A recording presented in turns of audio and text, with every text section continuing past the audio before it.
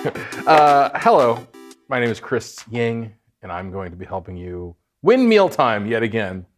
Today we are making Japanese curry, which my daughter loves. My son is into, not in theory, but in practice. Like, it's one of those things, if I say, hey, Keith, do you like curry? He would say no. But if I give him a little bite, he's none the wiser and he likes it. So this is a recipe that is pretty simple. Takes a boxed curry mix and takes it out of the box a little bit, but it's a friendly flavor for kids, I think.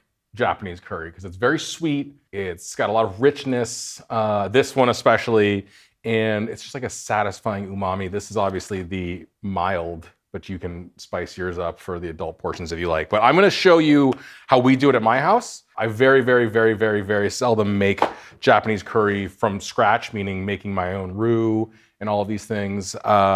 This is a miracle product to me, but we do it differently than the box instructions. And that begins with this boneless pork shoulder.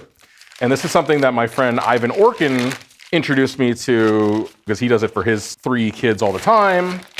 And it's something that you can freeze and have at the ready for those, weeknights where you didn't make a plan and you need dinner in 20 minutes. So I'll talk you through some of the details, but first we're gonna get this started. So boneless pork shoulder that I'm gonna slice into pretty large chunks. And the idea here is we're gonna braise this pork shoulder in dashi, the sort of cornerstone Japanese broth that is, if you're not familiar with it, you've certainly tasted it. It is like the smoky umami background for so many Japanese dishes, including miso soup. Like that flavor in addition to miso is just dashi. We're gonna braise the pork in dashi, and you can stop at that phase. Once you've done that part, you can freeze this pork shoulder and then defrost it and make curry whenever you like for the kids. So the reason why I say this is a little, pun intended, outside the box curry making is I'm looking at this box right now, and the instructions on this box for making curry, and by the way, available nearly universally at all Asian markets and some more enlightened Western markets. Golden curry, Vermont curry, Java curry, I think is another brand. They all are the same basic thing. You're gonna see there's like blocks, little roux blocks that you just throw into, not to be confused with Roblox, Ira, which I know you're into. You're a big Roblox boy, aren't you? Mm-hmm. Your kids play Roblox? Oh yeah. How much money do you think you spent on Roblox in your time? $50. Oh, you've limited it. That's a parenting win if I've ever heard one. Yeah, they aren't allowed to go crazy with spending the bucks. I just because they come in $2 at a time, some of these games, and I'm such a beleaguered parent, I just find myself caving and just being like, fine, here's $2. And next thing I know, I'm getting the bill. Okay, so I'm just seasoning the pork shoulder with salt. As I was about to say, I'm reading the back of this box. And the back of the box says, suggestion of ingredients for 12 servings for this whole box of curry. Beef or chicken, lamb, shrimp, 2 pounds, onions, 2 pounds, carrots, 9 ounces, potatoes, 10 ounces. Cooking oil, 2 tablespoons, water, 5 US cups. All ingredients are desirably chopped. That doesn't make sense to anybody. That's also 2, 4, 5, 6 pounds of food, which I don't think we need to make. So you also notice that pork is not mentioned on that list of potential proteins, but I love pork, and I love it in this curry. So that's the first sort of out-of-the-box thing. So the general idea with these box curries is that you sweat some vegetables and some meat, you cover them with water, and then you add the curry blocks. They thicken and season the curry all at once. Like I said, it's a miracle ingredient, these box curries. But I think to myself, wouldn't it be nicer to have porky dashi as the base for this than just water? And so that is the other benefit to braising this. You're gonna have, the meat is gonna be mostly already cooked, and you're gonna have this really flavorful liquid to serve as the base of your curry. So you can do this on the weekend, you can do this a month in advance, you can do whatever, but basically I'm just going to braise all this pork. So I've crowded the pan because I don't care that much about browning. I want a little bit of color if I can get it, but it doesn't matter that much. There's so much umami. Like this is so savory and flavorful. There's so much going on in this thing that like I don't need to worry that much about browning this pork, but I will do a little bit. This is what these look like. You can do half portions or a full portion. So we'll brown this pork for another minute, come right back to it, and we're gonna cover it with dashi and stick it in the oven. We're back. I'm gonna forge ahead with this. These are dashi packs, dashi tea bags. And dashi, again, if you're not familiar, is made from kombu seaweed and katsuobushi, which is dried, fermented, smoked bonito. It's an incredible process. One of the world's, to me, most impressive, interesting ingredients. These packs are basically powderized dashi and kombu, which you just sort of steep like a tea. I'm just gonna throw them in here with water. So I'm just gonna, and again, I want, this water part is important. I'm gonna toss these in. We're gonna bring this to a boil. Okay, this is boiling, which is what we want. I just wanna give it a little check, because again, so this has to be seasoned to the right level to season the pork, but there's gonna be salt inherently in the curry. So I don't want this to be so seasoned that the curry tastes too salty. So I'm gonna season it a little under what I would generally season it to. We can also count on some reduction of the liquid and we can replenish it and sort of water it down later. So I'm not going crazy under. This is a little sugar, just because I want that little backbone of sweet to go with that curry block stuff. It is already very umami from the dashi. I'm gonna add a little soy to it too. At some point, in the middle of the cooking, I might pull these dashi packs out because I have a personal fear that they're just gonna split open and pollute our whole thing. But that's pretty good. The only other thing I'll say about this before moving on is getting this to a simmer on the stove is gonna give us a leg up just because it's gonna take longer in there to come up to a simmer. If we're already simmering on here, it's gonna cut down on our cooking time in there because it's not gonna spend all that time bringing the liquid up. So this is ready to go. 350 in the oven. 325 is probably fine too. But I'm just gonna take this and pop it in there.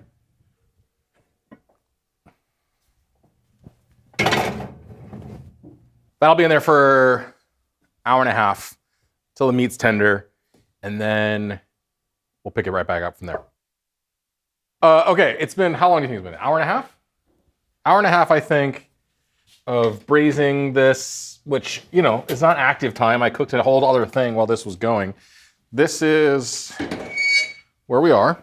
You can do a big batch of this, but this is what we do at home is I will braise a big ass pork shoulder in a bigger pot than this.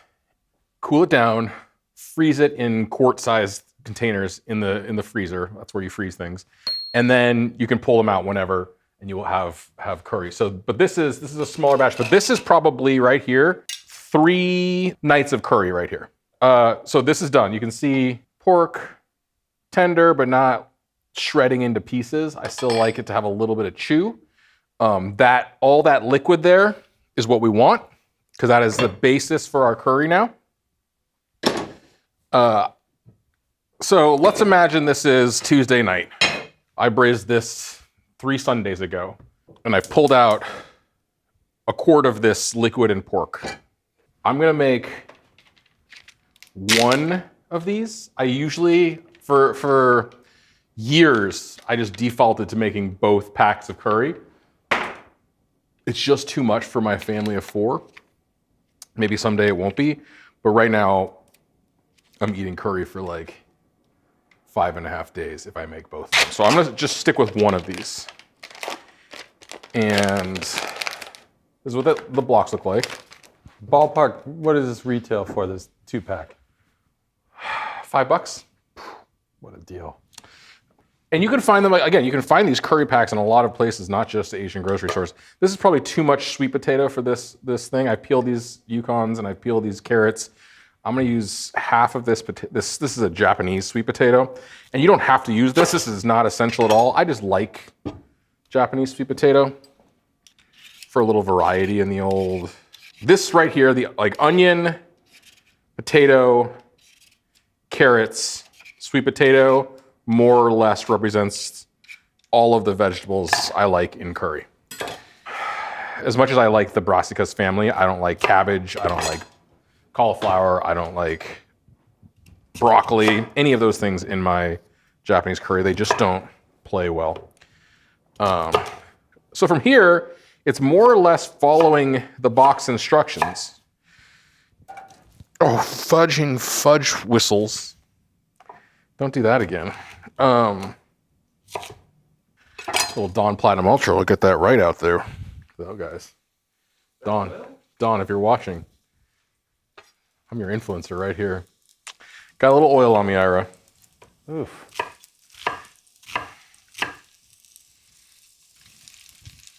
What is the box said something about like into desirable pieces?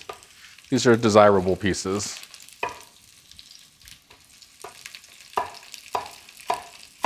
It's hard because some of these vegetables will fall apart in there. The one thing I don't like in a curry, I would always err on the side of more cooked than less cooked for the veg. And this is just trying to get a head start on these vegetables. Because at this point, like again, the whole point of this method is to have the pork done ahead of time so that when you come home from work or whatever, from your eyes wide shut sex party, you only need to spend 25 minutes making dinner, presuming that you made rice earlier in the day. All right, season your veg a little bit with salt. We're gonna have to just be careful on all the salt levels because this is gonna be salty. The curry's gonna be salty. I just want to keep an eye on all of that. Okay. These are extra potatoes. Eat it, eat it.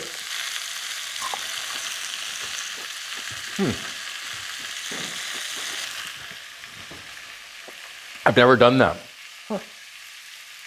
That didn't taste anything like what I thought it would taste like. What did you expect? It's like it's a little more fruity than I expected. It's not enjoyable. Okay, so here's the part. We're gonna get some pork in here. Spill that everywhere. But here, this is what I'm saying. That pork shoulder, there's enough left in there for 2 more batches of this pork. Cool this down a little bit, put it into a couple quart containers short of the top because it's gonna expand when it freezes, and pop them in the freezer. And that's gonna be the next time you guys want curry. Now, here's what we're gonna do. We're gonna check this. It's delightful.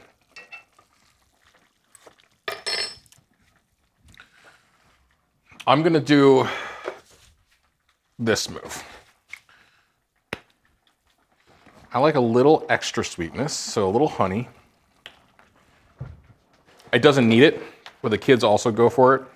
And then just like a little bit of milk. You don't have to do this either, but I like adding a little bit of this for some, not richness, but like, I don't know, just milk and honey, right? That's what kids are made of. And now we break these up. So this is important. These roux blocks will not work all of their magic until they're fully dissolved in here and they come to a boil. And this part is the magic of Japanese packaged goods. These 4 little blocks are going to completely change flavor and thicken our situation here. All right, so I'm gonna turn this down. I'm gonna simmer it for as long as it takes the vegetables to be cooked through. So another 5 to 6 to 7 minutes. And we'll come back and check on it. You know, from the time that we pulled this out, that's a fast dinner. Finishing this on a weekend makes this part super quick. And I think it's still a boxed curry, right? You're still getting the convenience of the box, but come on. Imagine doing this with water versus dashi that's been infused with the flavor of braised pork. It's just gonna be better. And you know, the kids aren't gonna identify what makes it better, but I promise you, that detail makes a huge difference to whether or not they're gonna like it. If They won't be able to say why they like it more, but it's gonna be richer, more umami because you did these extra steps, and they're gonna be into it. So, like I said, we'll check back on this in 5 minutes. You don't have to wait that long at all. Right back. This is ready. While this was simmering, I did this, which is what I've been talking about. Let these cool to room temp before you cover them. But I'm just gonna label this braised pork and put these in the freezer. You can put these in any days too. But that's it. So now I come home, it's a Tuesday, I gotta make dinner in 25 minutes, pull that out of the freezer, defrost it in a pot while I'm getting the vegetables going, bloop, bloop, bloop, and you have curry. So the other thing I did was this got thick real fast. So I maybe added another 2.5 cups of water and a little bit more honey, but seasoning is still on point because this was pretty salty. But look at that. It's curry, right? I really like this with the little pickled vegetables, the names of which are escaping me right now. We always have them in the freezer or in the fridge at home. I found this rice in the fridge here, but this is what, like, my daughter's crazy about this. She loves the sauce more than anything. But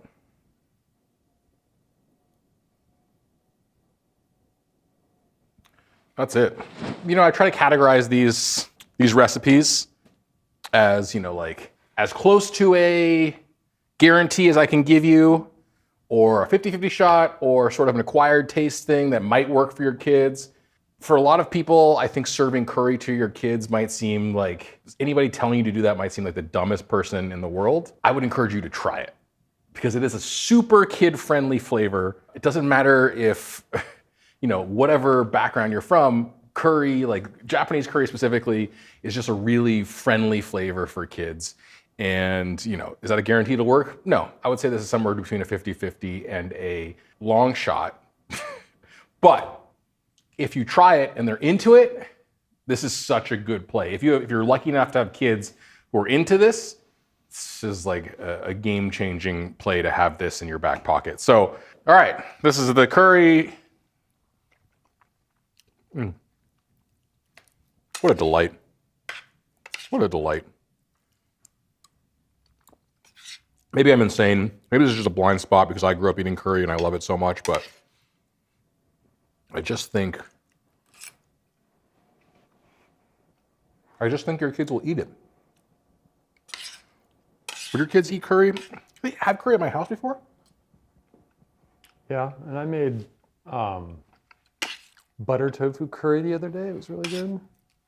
They were into that. And your kids are generally into spicy stuff though, too. Yeah, but the warming kind of Indian spices they're still getting there. It's not like a complete home run. Get them in early. Dude, this is so good. This is just, if nothing else, I don't care if you have kids, like this is just comfort for me. This is a delight. Braising the pork ahead of time is the hack. Using dashi. Hopefully this will help you win Mealtime this week or next week or whenever you choose to make this, or never. But I will be here for you, continuing to try to help you strategize and defeat your children in the field of battle known as the dinner table. We'll talk to you all real soon.